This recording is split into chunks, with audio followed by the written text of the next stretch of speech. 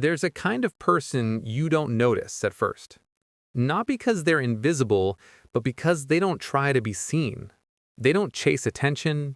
They don't need validation. They don't stand in the spotlight and shout for approval. They sit in the corner of the room, quietly, calmly, fully in their own body, and yet somehow they hold more presence than everyone else combined. Why? Because their energy carries a warning. Respect is the only language I accept. And it's not arrogance. It's not ego. It's experience. People who never tolerate disrespect aren't born strong. They're forged. They come from a childhood of swallowing their voice. Believe it or not, these people weren't always like this. There was a time they said yes while they wanted to scream no. A time they stayed quiet just to keep the peace. A time they apologized for things that weren't their fault. A time they lowered their standards just to be accepted. Most of them learned early that speaking up had a cost. Punishment, rejection, conflict, disappointment.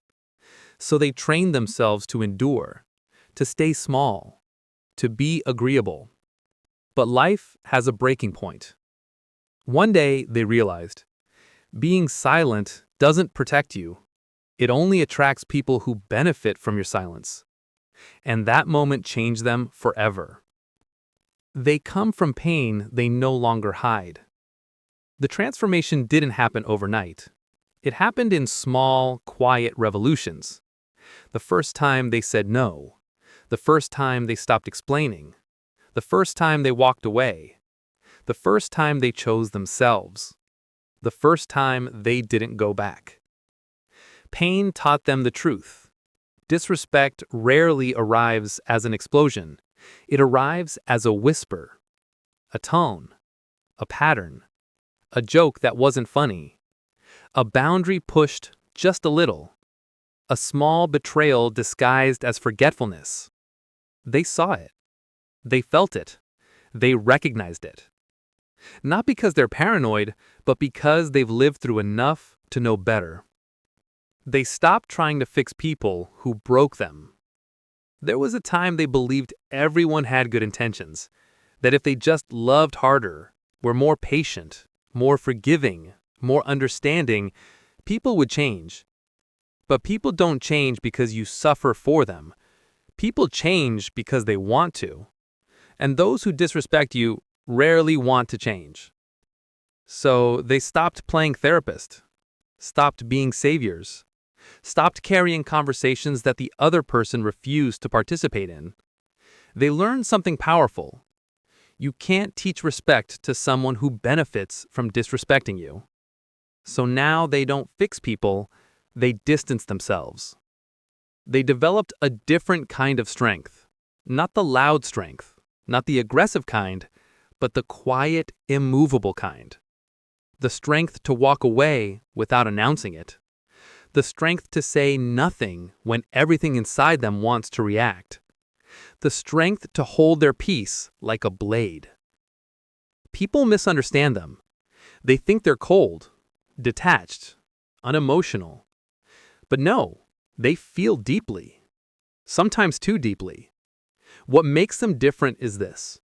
They feel, but they don't fold. They watch everything and speak only when necessary. One of their most powerful qualities is their observation.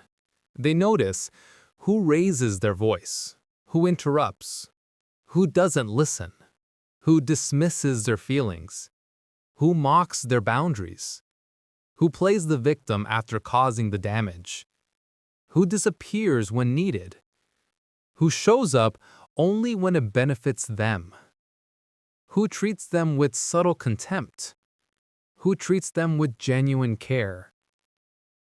They don't confront it immediately. They don't need to.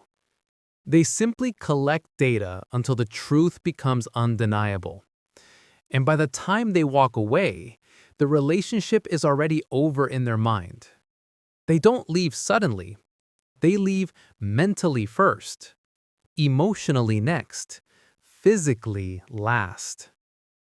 By the time you feel the absence, they've already accepted it. They are not afraid to be alone. This is the part that scares people. You cannot control someone who is not afraid of losing you. You cannot manipulate someone who doesn't need your attention to feel whole. You cannot threaten abandonment to someone who has stood alone and survived. They'd rather sit at an empty table than tolerate disrespect at a crowded one. They'd rather walk alone than walk with people who walk over them. They'd rather rebuild their entire life than beg someone to treat them decently. Their boundaries are a form of self-love. This is where their power comes from.